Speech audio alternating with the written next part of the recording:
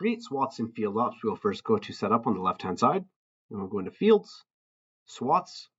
Once in swaths, we'll click the plus button on the bottom right-hand corner. That'll open up a new window for us, and here we can name our swath whatever we wish it to be named. If you want to do a north-south one, you can do NS for north-south. Field, and here you can select which field you want to create your swath in. I'll leave it as South Yard for now. Group, although it says optional, I highly recommend selecting a grouping for it. This way, when you go to export your swaths, you're not exporting your seeding or spraying swaths to your combines. I'll select harvesting for now. And swath type, here you can do your curve, heading, pivot, straight. I'll leave it as heading. Now we can go into draw swath. Here it'll open up a map with the boundary, and we can put our points for our heading down. Once we're done that, we can click done.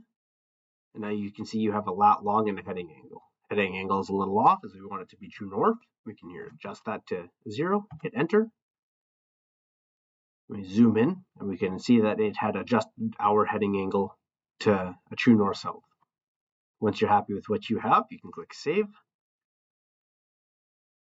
Once it has been saved, it will now display under your swath here.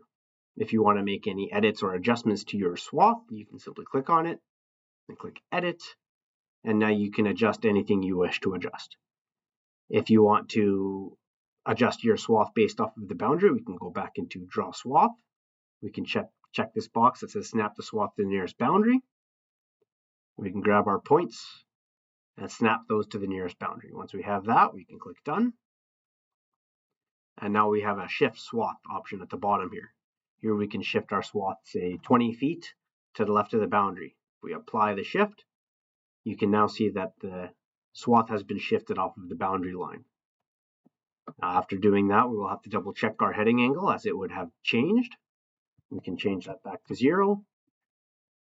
And we can zoom back in and see that our A point is still 20 feet off of the boundary line while still being a true north-south line. Once you have that done, you can click save. It'll ask if you want to override your previous swath. Click OK. And there you have it. That is how you create a swath in field ops.